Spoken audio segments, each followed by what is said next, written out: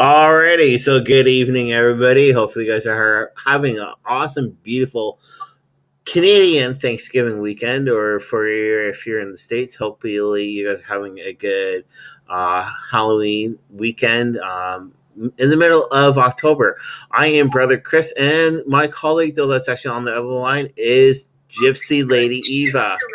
Yes, Gypsy Lady. She is here, ready for the holidays. Yes, so how are things over across the little river from us? Politically crappy, but the rest of it's really great. Yes. Today we had a most beautiful day. It was a very typical fall day. It was beautiful. Yeah. Did you see me waving to you earlier? Yes. Did you see me waving back? Yes, I did. What a river. What a river, though, that we're along, though. Oh, it's beautiful. I've always liked the Port Huron, Sarnia, and sort of going downriver into the St. Clair area. Yes. It's beautiful. It's very beautiful. Yeah. It's like. Can I tell you a story? Go right ahead. We'd love to hear. I moved from Brown City, which is in the middle of the thumb, to Port Huron to go to school to St. Clair County Community College, or as it's known as SC4. And I was staying in a room that was right down from the river. You went straight west, and you ran into our driveway. And the first night that I was there, I was not familiar. I was familiar with sleeping in the country, which has no sounds hardly at all. Yeah. Well, a ship was going through, and I thought it was going right through my bedroom. It's like but I lived there for a couple years, and then I moved back. Yeah. And it was like coming home, so to speak, because I heard the sounds of the boats. And one thing, if you live in a water shipping area, Port Huron, yeah, Sarnia area, in the winter they'll freeze up, and you won't hear any boats at all. You hear nothing. And when spring comes and you hear that first boat, it's like, yes. Yeah. So that's my story. It's like well, right when we actually got here to the hotel that we're staying at, we were watching the ships going up and down, and one of them, though, decided to turn into the port that's actually right behind right where we're staying, and we saw that coming actually on. So I'm looking outside the window and watching online. I'm like, this feels so weird, though. There's much because we're seeing all the actions right on YouTube, and it's right there happening into it. And it's the one that we were originally looking at, which was the Algalma that pulled in here. So, isn't that neat? Yeah. So, but I found out from talking with one guy that actually comes down quite a bit. He said there is a ship here. It's not listed on the app at all, and he said it's owned by the worst person ever, and he's trying to make it into a casino. Oh, that guy, the orange Mr. Trump. No, not Trump. Turd. So okay, the orange turd. Yeah. So the guy told me that, I was like, oh my god, like can he get a real? But the gentleman I was talking with said, though, that Sarnia already has a casino, Windsor already has a casino. Why would there be one actually on the Great Lakes? That doesn't make sense. So let me ask you this: does he make sense anyway? No, he doesn't. And talking about that, though, I can play a little clip here, and hopefully Eva can actually hear it. But this is about the cult that Trump is leading. My father-in-law was just outside of Nashville, North Carolina, and he was badly damaged by Hurricane Helene. And he has refused all FEMA help because he's a hardcore Trumper, and he literally believes that if he accepts anything from FEMA, they're going to take his house. I don't understand how so many people are under the spell of this freaking comment. I don't understand it. Well, it's absolutely heartbreaking about your father-in-law. So sorry to hear it. And it's hard. It's hard to even imagine it. I mean, he lost almost everything, and he's refusing all help from the federal government and complaining to us that he doesn't have food, that he doesn't have the stuff he needs, and yet he won't accept the help. What the hell are we supposed to do?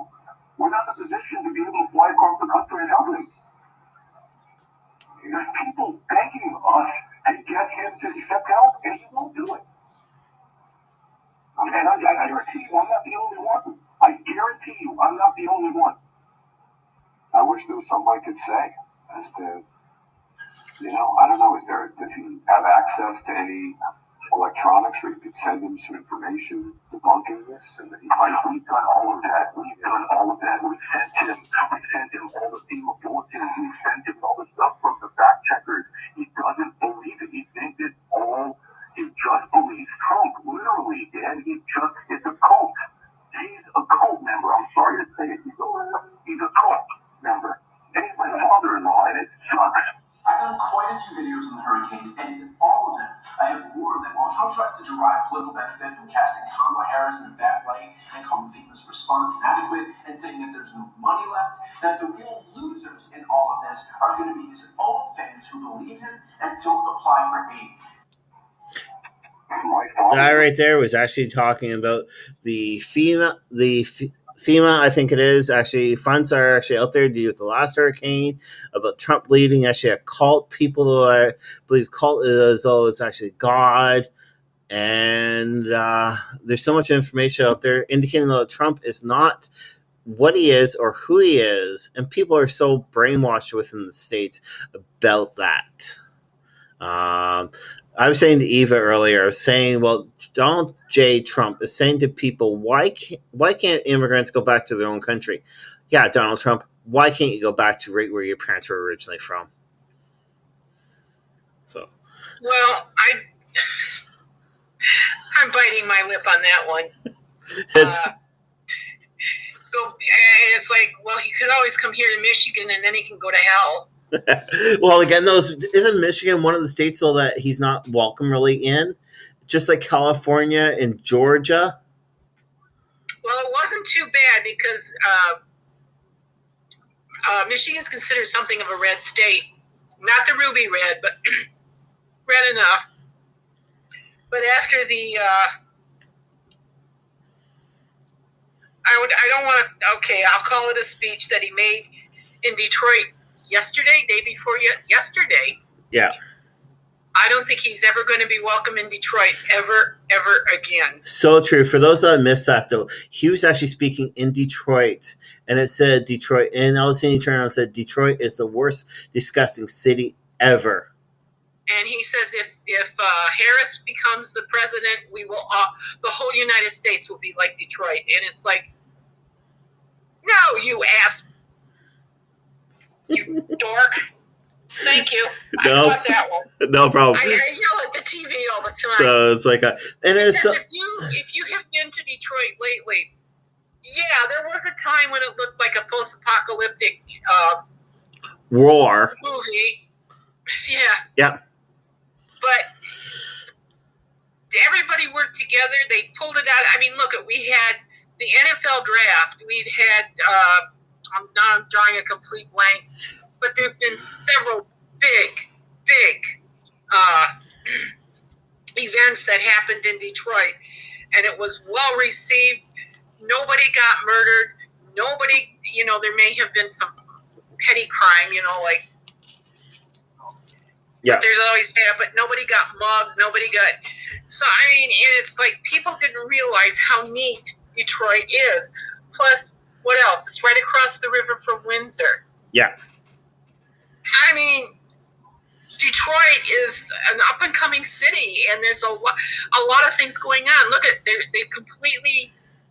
They took over the Ford Motor Company took over the train station that was going to be torn down, but they revived it. There's areas in Detroit where other companies have taken over and revived it. The city is becoming quite a destination thing. And there's more and more things that are being planned for the city of Detroit. If this is a bad place, if this is that, no, let me have this. If the city is that bad, why, the rest of the country should be so lucky. Yeah. Yeah, so true, so true. Well, it's funny. It's funny also though. This just this past week. There's two things though that have happened. Donald J. Trump has actually turned around and said Kamala has had no she's not gone to the media. She hasn't talked to the media. She has been involved with the media 100%, especially with the hurricanes that have happened in Florida. She's been very active with them. Same with also the states. So that actually Donald J. Trump says, "Oh, they haven't done anything."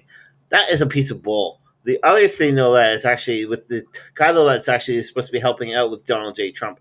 Whenever the question is, in 2020, I think it was, did Donald J. Trump think he won? Now, the guy turns around and he's coming up with lame excuses. Wake up. Oh, Vance. Yes. Thank you. Vance. Yeah, it's coming up with lame excuses. He's not hitting the questions though that's being drawn to him. And I watched one report, though, that there is actually one person, whenever she kept on asking at least 10 times the same question to him. He kept on dodging the questions. So it shows right there, though, that Donald J. Trump is not worth it. You deal with the questions. You deal with everything the right way. Well, were we talking about, when we were talking earlier, even if he loses, I am still very scared because he has been stoking his people, his followers, and I'm just afraid we're going to see the same thing that happened on January 6th, but much worse. Yes. And the thing is, if they call out the National Guard to defend wherever these people attack, they're not going to hold back this time. There's going to be death. Yeah. There's going to be blood. Yeah. And then I know for myself, for living actually previously in the States, all right, the States needs, ever since Donald J. Trump, they need to get back to right where they were. They was more unified. They were more rectified, actually as one, not as two different groups or five different groups. They were working together as one group together.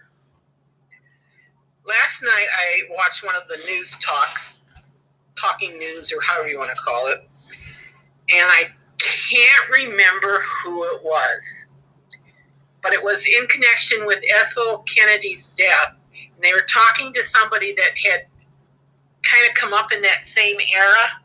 It'd be about in my age group, and they were talking about how at that time it was not unusual to go across the aisle, so to speak.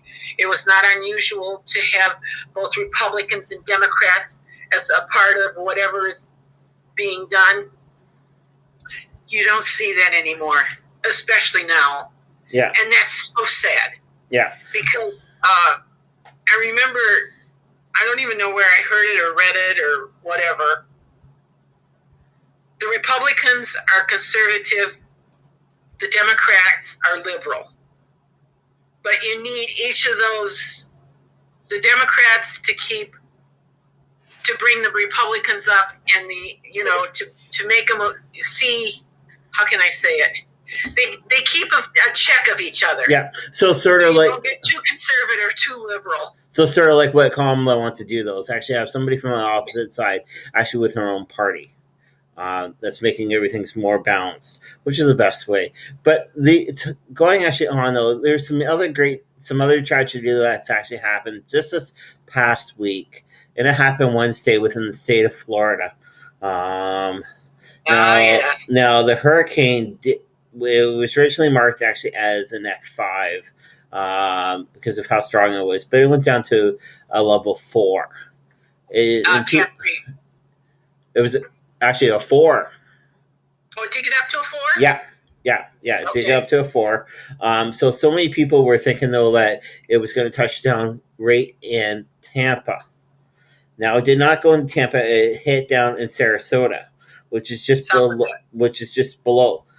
My parents used to have property in Polk County, which is a high-end area.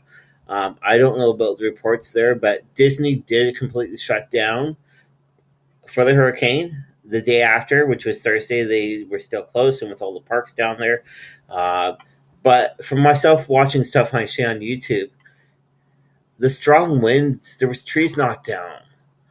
I know though that underneath the dirt and all that, there's sand, but still, the trees were actually knocked down. And some of the homes in one location, which is Celebration, Florida, not too far away from Disney, it looked like a tornado actually went through there. And talking about tornadoes, there was one big tornado that was down there in the Florida state, and then they actually had eight different. I think it was 8 different calls or 51 different calls, something like that, altogether. But how was your property down there, though? Actually, Palm Harbor came through it relatively unscathed. Some of the stuff in the was more on our carport, and it was like the stuff that holds the eaves to the roof. I don't know what it's called. Yeah. And yeah, just small stuff. In fact, the guy next door, my mom called and they talked, and you hire if you need to, and just send us the bill. And he says, no, I can do that myself. So he kind of cleaned up the yard and did the little bits of work that needed to be done. Now, my cousin who lives in Sarasota, she actually lives in Sarasota, lost her porch. The whole porch was blown away. So okay. It was something. Yeah. So the beginning until the eye was actually pretty calm. It was from the eye to the end that was really, really bad. One guy I watched actually on YouTube, though, his name is Adam the Woo. He was driving around Kissimmee area, St. Cloud area, with his father, and they got stopped from a Canadian broadcasting station, and that was from CBC, which stands for Canadian Broadcasting Station, and they were actually asking questions. His father made it onto the news. This was the day before the hurricane. So yeah, there's a lot of great tragedy, and I love what you said though, Eva. And this is what you turned around and said. You said though, even though that there was a hurricane, and there might be another one later on down the road, but there's been 2 hurricanes really close to each other. There was no red or blue at all. Everybody worked together, and they put the difference behind. Yeah, that's what you're supposed to do. Yeah, and I love that though. There's so much, because that's showing, though, it doesn't matter what race, or not race, but what race or party though that you're cheering for or whatever, or voting for, you work together, and that's what should be going actually on. So, well, that's what it's all about. Let's face it. It says in the Bible, in the Quran, in the Torah, to love one another, help one another, be your brother's keeper. Yeah. And those aren't the only 3 that have that same belief. So that's it. But turning to another subject, they were talking again on one of the news places. Man has caused the climate change, and we're going to see more of this sort of stuff. It's not going to get any better because we have messed up Mama Earth. Yeah. And it's not basically, if younger generations listen, it's not from your parents or your grandparents' generation. It's all the generations all together that have done damage. Well, I know I've told this story before, but when I was in college was when Earth Day started. And I remember going to different lectures and during the Earth Day celebrations, and they were saying at that time, we have got to do something now. We're not going to get a second chance. But of course, we were just kind of crazy hippie, like love, peace, and love, drugs, and rock and roll. Yeah. And so what did these crazy hippies know? And guess what? We were right. Yeah. What's even more interesting, like I said, I was listening to a climate thing on TV, and they were saying that back in the late 40s even, they were very concerned about what's happening to the climate. In the 40s, come on, people, wake up. This is not something we're not getting a second chance, and we haven't got the capacity to go into space and colonize. Yeah. Besides, the aliens will chase us back. So, well, before we wrap up, though, it's been a really busy week, both in Canada and also within the States, though, but more within the States. I'm just going to play a quick commercial, let you guys know what we're going to be talking about starting actually this coming Wednesday, and it's going to sort of let you guys know. Hope you guys tune in. If you can, listen to us anywhere here in these Podbeam Live. 1692. A merciless witch hunt in the New World. She has been there some evil hand. A community of pious Puritans in New England. Anyone and everyone might be a witch.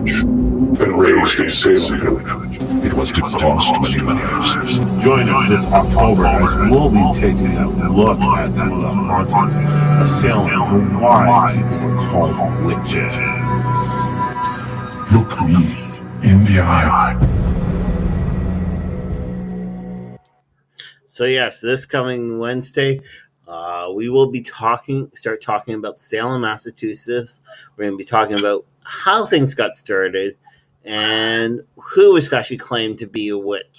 So that's what we're going to be starting actually this coming Wednesday, and that there is the weekend. I don't have it underneath my date. What's the date actually on this Wednesday? I'm sorry, Eva. I'm sorry, this Wednesday. Yeah. Just a minute.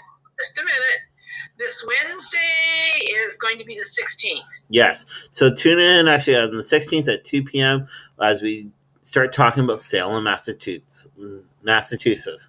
Again, though, is what we have to say here actually at Divine Oracle Podcast. Doesn't matter who you are, show some love to thy neighbor. Love, love, love. All we really need is love. Yes. Love. Okay. So, all right. Well, thanks a lot to Sorry. everybody. I can't sing, but Thanks. the Beatles were right. All we really need is love. Yeah. All right. Well, thanks a lot to everybody that's tuned in tonight for this live podcast from the border Petrolia. Sorry, not Petrolia. The borderline actually Port Huron and Sarnia, Ontario, Canada, and Michigan, United States. Thanks a lot for tuning in. You guys have a wonderful night. We'll talk to you guys later. Thank you, and have a great weekend.